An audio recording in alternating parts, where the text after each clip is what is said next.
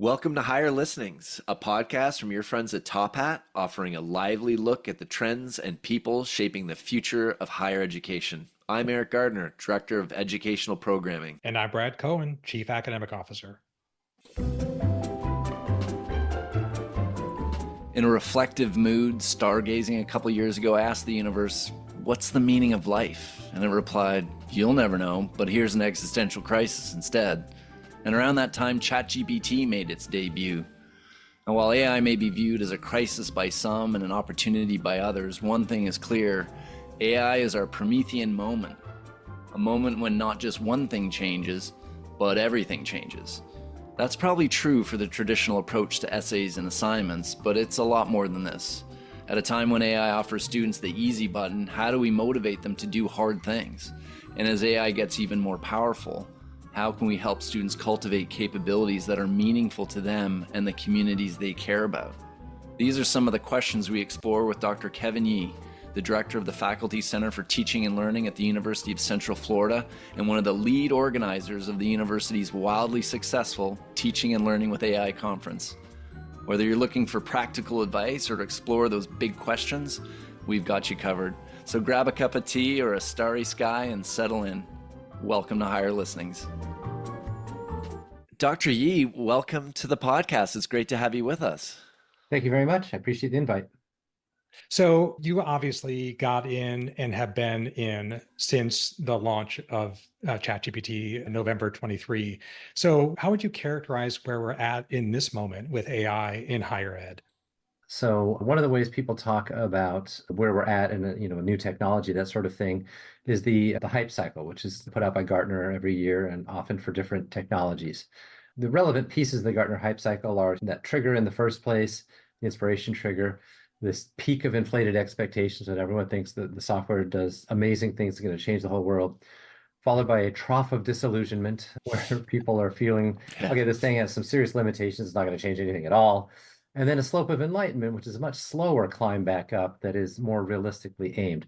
I think our faculty, at least on our campus, they're in all of these locations. So there are definitely still some faculty at the start, before the inspiration trigger. They've not been inspired. They're just doing the same old, same old.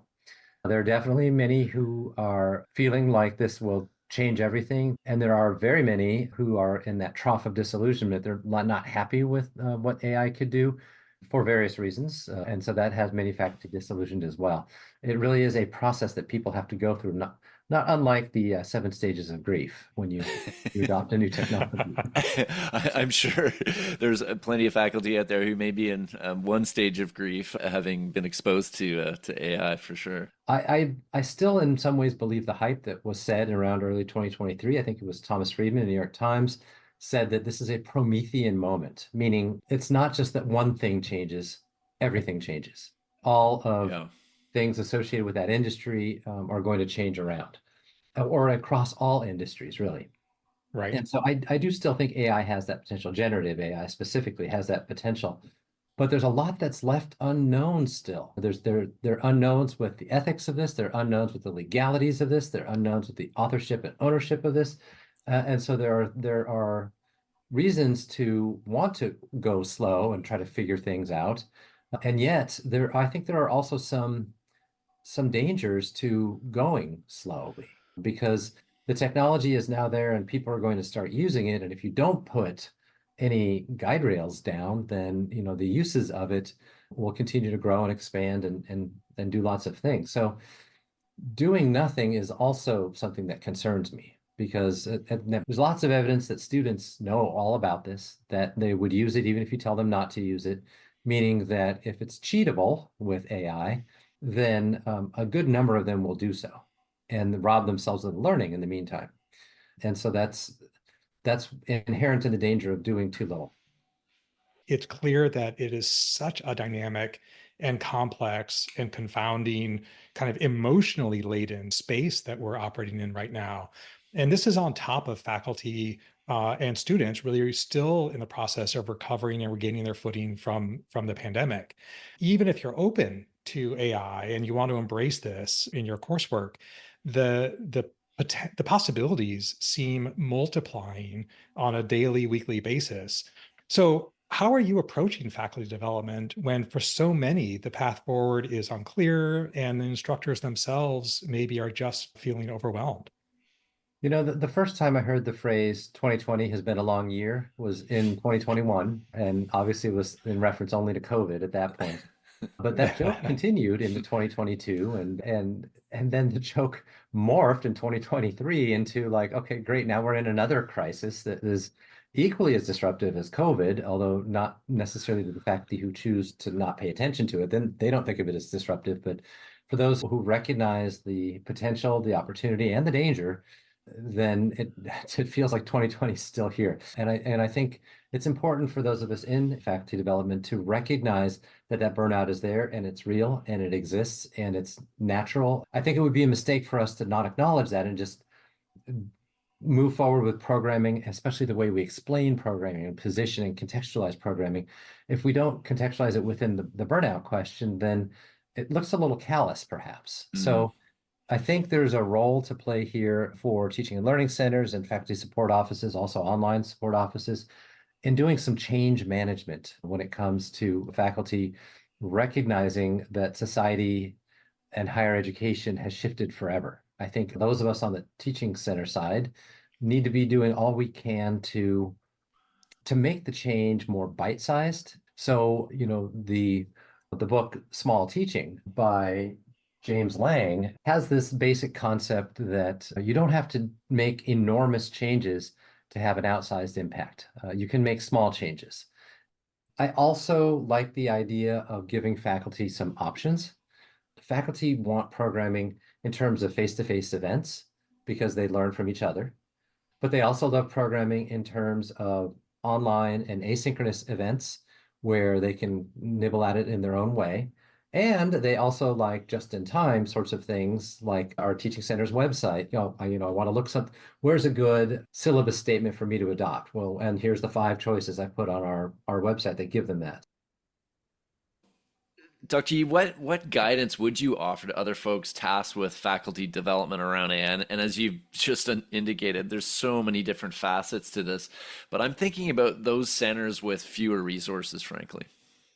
So I think this changes, the introduction of generative AI changes so much that it's not something a center can, no matter how well it's staffed, can meet the need appropriately without doing injustice to the need or without getting a hold of additional resources. So I'm normally somewhat shy about going to administration saying, hey, I could do this extra things for you if I had these other resources. But I think this moment feels like such an ask that if you were a center of one, and such things are pretty common around the country, and you needed to do everything to get up to speed on artificial intelligence and then do all of the things we've been talking about, programming and workshops and resources that are practical for your faculty on your campus, you would only be talking about generative AI. You would not be talking about, problem students or lecturing better or being interactive and evidence-based teaching.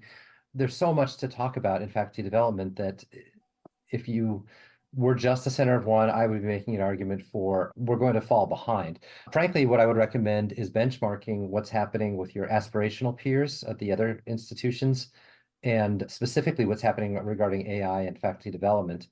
And that data assembled could look pretty compelling, I think, to administrator who might be able to help with half a position or faculty fellows or whatever it takes, because just getting current on the AI tools, staying current, is almost a full-time job. You mentioned evidence-based practice, and so I want to dial in on this topic for a second here. There's been a lot of conversation around integrity and the limitations of this emerging technology, the potential impact on student learning. You mentioned the need to promote literacy. A lot of the conversations that I know you're having are really about how faculty put this into play in their courses for their students, how they manage and support appropriate student use of this technology. But it's also the case that we have a real deep understanding of how people learn. And faculty aren't generally trained in that. They don't have that background. Do you see a role for AI in accelerating evidence-based practice? Well, It depends a little bit, I think, on your definition of evidence-based teaching practices. One of the things that we're big on is learning science. And when you look at the principles that have come out of cognitive psychology about how the brain actually learns and what students need to truly learn something, there has to be repetition, there has to be spaced repetition, spaced out over time, not just cramming, and distributed practice. What it suggests to me is ongoing cumulative quizzes every time I see a student. And so that's an evidence-based practice that is something that we advocate for. Doesn't immediately seem to have any overlap with generative AI, but I can think of at least one way in which it does. So one of the other laments faculty have, also wrapped around academic integrity, is that many students will go get last year's test out of Chegg or Course Hero, and they're short-circuiting any learning that they're supposed to be doing about this material by just essentially by just cheating. And I've been delighted to tell all faculty, we've got a Chegg killer now, finally, because you've got a system that can pump out a test with, only minimal hallucinations and fixes needed by you in mere seconds. So that is itself an evidence-based teaching practice, is to have different questions each time, which is now made easier because faculty get more productive with generative AI. My own mind is not made up about everything you sketched, the academic integrity side, but then also the lean in side and, promote AI literacy, AI fluency in students. Seems like they argue against each other. So, the nuanced position I usually take and what I do in my own teaching is that I scaffold essays into smaller, different assignments. And each one of those smaller assignments has an AI output component to it. And then, AI plus human part of the assignment. So the plus human part, they're supposed to react to after the AI does its bit. I think through giving them all of these assignments is how we give them AI literacy. And so that they start to recognize some of those assignments, in fact, are designed to point out the limitations of AI, that it can't always be trusted. And yet it can be a good starting point for a lot of things. So it is walking a very fine line. And I think that generative AI probably will help the most when it comes to making faculty lives easier and helping faculty as well create those things that our students are going to be asked to complete, like quizzes and tests. I have a friend who works in the AI space, creating AI bots essentially to perform different sort of coaching functions. I'm wondering if you see a use case for AI for faculty around their practice of teaching, and so they don't actually have to go out and read James Lang or some of the other experts around teaching and learning, that they can actually have a coach there who maybe gets a sense of their teaching philosophy and what they're trying to achieve, and then works alongside the instructor to help them make incremental changes in their teaching practice. Yeah, I think that's an interesting thought, and you're quite the futurist to think it. I think a lot depends here on, well, a couple of things. How well the guardrails work about not making hallucinations with this sort of topic. That's number one. And number two, how much the publishers and their products recognize that evidence-based teaching is not the same thing as getting students the answers. So the implementation matters for how AI is actually implemented to see if it's going to make a big difference when it comes to student coaching, student mentoring. Coaching faculty, yeah, I think we'll see that. I can tell you after 20 years in this business, almost nobody wants to have the teaching center come and videotape you so you can look at the video afterwards. And you have I was going to say, I still have nightmares about my early development as a faculty member getting videotaped by my mentor and having to sit down with her and watch that video. Yeah, you learn a lot. Even as someone who offers that service, I don't think I've had it done myself since I was a brand new teacher. It's daunting. So, once you have an artificial intelligence bot of some sort that can do that function, and it feels, I think you would feel less naked. That's probably the wrong word, but you would feel less exposed by having a bot give you that feedback. So as soon as that becomes available, I think we'd be very much interested in vetting that and giving faculty advice about whether that works. I wonder if this also cuts a different way. We've heard a lot about the state of student mental health. In fact, there was a recent study from the American Psychological Association that found that people who use AI frequently may be more prone to sleeplessness, loneliness, problem drinking even. But we know it's an epidemic. So how should we be thinking about our approach to AI to ensure that we don't end up exacerbating this feeling of isolation from either students or faculty? Yeah, I'm actually going to give a different answer for each audience there. The faculty all grew up in a world where generative AI was not there. So the loneliness that is induced by generative AI, I think, is a much bigger problem for our college age students than for our faculty because they have coping mechanisms for how to deal with life already, and they're fully Mhm. grown and those sorts of things. But with students, it is indeed a much bigger problem. The mental health crisis was always there in some ways. I'm sure COVID exacerbated it, and generative artificial intelligence is making it worse as well. And I want to add an even additional layer on top of that. I think these isolation effects are strongest for online classes. Yeah. So if you've got a student who went through COVID, then went through generative AI, and like all of this is done online, and there are plenty of studies that students prefer online learning and some other studies that are a little mixed, that the best kinds of learning seem to come from hybrid environments or at least face-to-face environments. So there's some evidence that students, although they prefer online, might struggle with the learning element of it a little bit more. And then loneliness and isolation is probably part of that. Mhm. Generative AI has the ability perhaps to assist because they won't be as lost. I mean, if you ever took, let's say, a chemistry problem that was numerical in nature and tried to Google it verbatim, what you would get is a bunch of articles that walk you through redox reactions without explaining how to solve this particular one. Whereas if you put that same thing into ChatGPT, it'll help you understand exactly what's going on with this one example. And so it is like having a personal tutor. And so a student who's got the proper motivation is probably going to find that online courses have become easier now with generative AI because they can get answers to help them understand in a much more targeted way. So what that means, I think, is that we might have some work to do on getting students properly motivated when it comes to approaching learning the right way, as opposed to just getting the degree. On a similar tack, there are concerns, and I worry about this personally, about the effect of AI on our own self confidence or sense of agency. Let's face it, AI can outperform students for sure, and many adults on a whole range of different things. So, how do we expose students to the ethical and effective use of AI while at the same time building confidence in their own skills and aptitudes and things that we as humans hopefully will be able to leverage throughout our lives and our careers? Well, I'm going to answer that through the lens of one of my own beliefs about evidence-based teaching, which is that I could give students deep and involved and wonderful and engaging lectures about ethical and effective use of AI. But it is my belief that it sinks in better if they don't just hear it, but especially if they perform it themselves. And so a second belief I have is that students won't really do much in the way of exploration or additional work unless it's worth points. So, as cynical as that sounds, I think it means we have to give assignments where the point of the assignment is to learn a little bit about this one sub feature of what AI could do.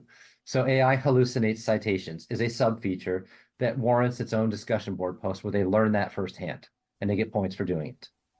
The fact that they can have a conversation with AI across a prompt that then refined and then gets refined with the output again, and then one more refinement based on the next output is another discussion board prompt that deserves some points. So they learn. So that teaches them the effective use of AI. What I do in my deeper, bigger assignments, the ones that are not discussion board ones, is, as I mentioned, I split it into multiple parts. AI does some of the parts, and I then ask them to perform things with the AI output that the AI is probably going to be bad at. Performing critique, deep critique, using judgment, examining the ethics of the answer that just came out, right? So these are all things that themselves will expose students to the ethics of using AI, the ethical use of AI. So it's kind of metacognitive at the same time. They're getting an answer, but also learning about AI's metacognition. So I think this is the way where we get students comfortable for a future workplace where no one is saying, skip these AI tools. I think that's going to be an unusual. In most cases, I think people will be allowed, maybe even encouraged to use AI to become faster at their jobs. And so I think that's what we have to think through in each of our disciplines is how do I convince students to use AI so they become faster at the job, this job that I'm training them for after they get out. We'll be right back. If you're enjoying the show, you can do us a favor by subscribing to Higher Listenings on Apple, Spotify, or wherever you get your favorite podcasts. You can also write us a review. We'd love to hear your thoughts. Or invite a friend. And last, most important of all, thanks for listening. Back to the show.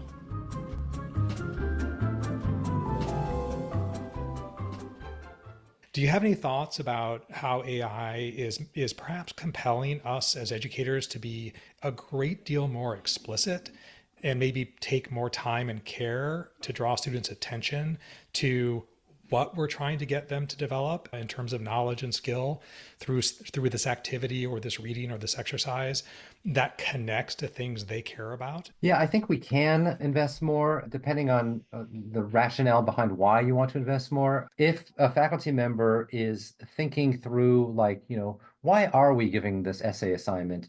And realizing it has to do with critical thinking. And then here's what I mean by critical thinking. And then turns all of that into a very persuasive mini lecture to students on the day before the essay is assigned, in the hopes that students will hear these messages and get on board, that they won't use it because then they're cheating themselves. I think we should still do those things, but I also have seen plenty of studies that point out about 50% of students are going to use generative AI, even though you told them not to. So if a faculty member wants to just throw up their hands and let the students cheat if they're going to cheat and get the grade if they're going to get the grade, then fine, then nothing needs to be done. So I think the majority of faculty are on the other side of this, which is, all right, you just told me I can't use essays. I can't convince them not to, use generative AI. So maybe I need to switch from an essay into something else. So the process we recommend is that the faculty member do go through that thought experiment of, why was I assigning an essay in the first place? What exactly did I mean when I said that these things that constitute critical thinking in my field? And then I do think it's realistic in the modern day and era to look at that list of 16 things you just wrote down and cross off the 8 or 12 of them that artificial intelligence can do by itself. Because honestly, that might be a skill we don't need to teach students in the future if AI is good at that. AI is good at brainstorming. AI is good at outlining. AI is good at doing the first paragraph so that you don't start with a blank page. So we don't need assignments that do those things, although we could still have them. I prefer them as, face-to-face things after they've done the online generate the output, because then that's where we do the human add value part, right? This is the AI output. Now here's how I'm even better than it. Yeah. Mm-hmm. So I think that, getting faculty to recognize that essays are in trouble, at least unless delivered differently and the focus switches to be a process instead of product, then it might be okay. But then that also means switching to a different deliverable. And that's another piece of this equation that is moving and shifting. At the moment, there aren't a lot of tools that are free that can just create PowerPoints. So having students create a narrated PowerPoint, let's say, as a replacement for an essay, is something that you could try today. Although, yes, generative AI could write the script for them. But if I know students, they'd rehearse each of those slide presentations so much that they'll know it as if they had written it. So, but it's a moving target. So, terms of deliverables, that we're going to have to continue rethinking and reconceptualizing. And frankly, again, this is hardest when it comes to online learning. Right. So I've got a son. Actually, I have two sons. One is in second year university, and I worry about what students might be thinking these days, because it wasn't that long ago we said it was all about coding camps for kids. Every kid should grow up knowing at least a little bit around how to code or how to write effectively, like we said. And now the message has changed. It seems like, why should you bother when AI can do these things so well? And I worry about students starting to question whether their choice of discipline, major, even still makes sense, given how quickly things are changing. So are we talking enough to students about these concerns in your estimation? Like you, I have two children that are of an interesting age for this. One is a college senior and one's a high school senior. And my take on this about, are things shifting and are they feeling negative about their choice of career? it goes in a couple of directions. So first, a few of the specific industries, I think, will see some changes. I think that in the future, where before a team at a tech company might need a team of 8 programmers, now they're might only going to have 4, or maybe they're only going to have 2, because they can generate code faster. They just need someone to proofread it and to fix it and to troubleshoot it. So I don't know how quickly that's coming. I don't have any firsthand data on that, but I think that's an industry where there might be less rationale for it. So, and then the other thing I wanted to say about all of this is that the students are sometimes distraught and downtrodden because they feel like there might not be any jobs for me. AI can do everything. And when you do those assignments we were talking about earlier, where they have to go get an AI output and then add value and point out how the AI doesn't go far enough or it's biased or whatever, it's actually redemptive for the students. They recognize that I still add value. There are still going to be jobs for us out there. And so I think the process of leaning in actually solves and salves some of the problems that might otherwise exist. When Eric asked the question, is AI sort of supplanting my role in the world and kind of raising existential questions? That's why I turned to podcasting, Brad. They can't take our voices away, but actually, They could, but I think this is safe for another 6 to 12 months, perhaps. Right. But on a serious note, AI today is the worst it's ever going to be, right? So it's going to get stronger. I do wonder if some of the value proposition of higher ed needs to be centered around stewarding students toward a certain understanding and a desire to cultivate their own voice, their own set of capabilities that are meaningful to them and to the community they care about. And never mind that somebody else can do it better, faster, stronger. And so I wonder if there's an opportunity for us to kind of re-secure a kind of value proposition here that was at the beginning of the birth of this industry. Yeah, I think it is an opportunity. And I'm going to start with an acknowledgement that you mentioned AGI, and I tend to believe artificial general intelligence will be here in our lifetimes, our working lifetimes. At which point the machine thinking and writing ability is indistinguishable from humans, which will cause a lot of philosophical quandaries and debates. And what is the purpose of society? What is the purpose of life? And I think it's a tremendous opportunity for all of the humanities. Philosophy, certainly, but also, historically, departments of English that have migrated toward thinking about technologies, digital humanities, those sorts of things, to almost to reinvent ourselves as a discipline, to be the discipline that thinks these thoughts about mankind's role vis-a-vis artificial intelligence, especially artificial general intelligence. Now, side by side with that, though, is a concern I still have with all of these ideas we have about getting practical and leaning in and heading off student problems and not letting them cheat themselves. I still think that the system we've got in our own minds that hopefully will work has a glaring flaw. And that glaring flaw is that students today can do what we're asking in terms of generate this AI output and now improve it. They can do that because they've had 18 plus years of not having AI around, meaning that they were developing critical thinking skills in a world where there was no AI to do critical thinking for you. So in 2 years, we will welcome that class that has had their entire high school experience having ChatGPT at their fingertips. And so even if the teachers are doing the right thing and having students lean in, generate output, and be better than the AI, they're not going to be able to do much improvement on artificial intelligence a few years from now. And I am worried about Idiocracy, somewhat old movie at this point, coming true, where everyone just has a much lower common denominator. There's an echo of it having to do with physical fitness in Wall-E when you go far enough in the future. Yeah. But that's just but where I was going. Yeah. Right. So, I mean, yeah, is that where society is going? Is that we just have the machines do all the work for us? I'd prefer a science fiction vision like the first original Star Trek TV shows that talked about, improving yourself if we have time and an ability to do that. I actually have a lot of faith in human ingenuity. There have been lots of times throughout history, beginning with Plato and Baudelaire. Plato was talking about writing as a concept. physical writing, and Baudelaire talking about photography, worried about art. Lots of times where people get, have these moments and these doubts, but we always bounce back. And we've got it more recently with the internet, right? Oh, it's going to replace jobs. Well, it did, but it created other jobs. And so we found a way. And I think we'll find a way here. Yeah, I just want to pick up on something that Brad said too. It's the idea of purpose too, like the Japanese term ikigai.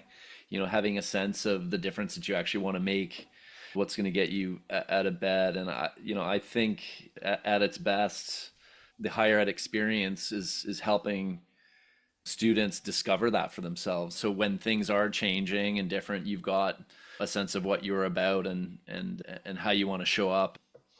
Yeah, a big piece of this generation of college age students cares a lot about environment and sustainability. So I agree with you, and what that suggests and makes me think about is, gosh, maybe we need some institution-wide push on the UN sustainability goals, and make that, more threaded into our general education or whatever. It's always made sense, but it kind of might make more sense even still if the purpose behind it is to give students purpose or to meet students' purpose where it lives. So it does suggest to me that maybe we continue to have thoughts about what do these students care about and what should we help them care about. How should we be thinking about the value of higher education and positioning that to students, when things are changing so quickly? I know this sounds a little cynical, but a good number of students are not in college because they want the learning that comes with it. They want to know how to be. I think a lot of engineers probably do want to be great engineers. They want the learning and the piece behind it. But there are also students who are here because they just want the piece of paper, feeling like the diploma will get them the job. The job will then train them in what they need to do. So this is a fairly common thing among undergraduates. Employers, by the way, hate that attitude. That's not what employers think at all. So part of me thinks that will persist, that people will still need the piece of paper to get the job because AI doesn't change any of that. But part of me also thinks it's an opportunity to have that conversation with the students about the value proposition. Like, why are you in this in the first place? It's part of the anti-academic integrity is that I think across the board in every class, maybe not in every class meeting, but frequently in every semester, we probably need to have students think that through. Like, what are you going to get out of this? Like, why are we doing this assignment? Is it just because I care about good essays on Hamlet? Like, no, the world doesn't need essays on Hamlet. What you need is this kind of thought process that you can take things apart and redo them. So getting them to recognize through consistent and repeated efforts that cheating really is cheating themselves has always been a goal, but it's been under one that's not been prioritized. And I think we need to prioritize it now because it's more important than ever that students understand why we do all of this. And frankly, that's an evidence-based practice in and of itself. It goes by, in teaching and learning, it goes by the name of the transparency movement. Marianne Winklemas was the start of this. And to sum it up, she says that we're very good at telling students what to do. We're pretty good about telling them how to do it and maybe how we're going to grade it, but we often forget to tell them why we're doing it. Yeah. And so, the transparency of why we're doing this really does help student motivation and wanting to do it the right way. I think the numbers of students who cheat drop when you have all this transparency about, why you're doing it and also how you're wasting your money just getting this piece of paper if you're not going to get the skills. If you're going to be just as good as ChatGPT by the time you're done, you're not going to be able to keep a job. They only want people who are better than ChatGPT. Yeah. And so I think it is a sales job. We have to give them that, like, I know the tool is there and you might be tempted to use it. And you might even get to the point, the AI might even get to the point where I cannot tell.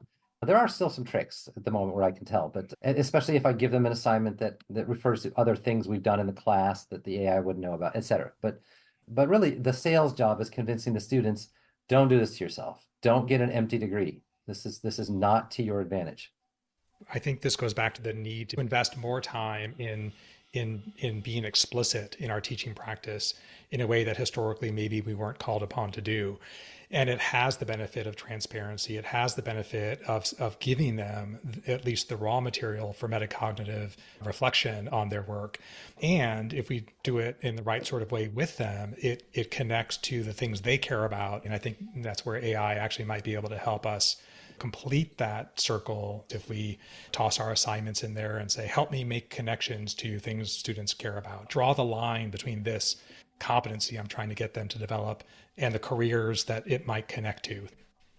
And I think if we do it right, then we can actually make students pretty excited about using Mhm. AI, not just to, replace my job, because obviously I want a job, but at the end of the day, it enables you to do a lot of things and faster, which is, frankly, it's exciting and it should excite students. Dr. Yi, it was an absolute pleasure talking with you today. So thank you so much for joining us. Yeah, thank you both. And as I mentioned earlier, we're all in this together, learning from it. And so I look forward to what happens next on the journey. Thanks. Take care. Appreciate it.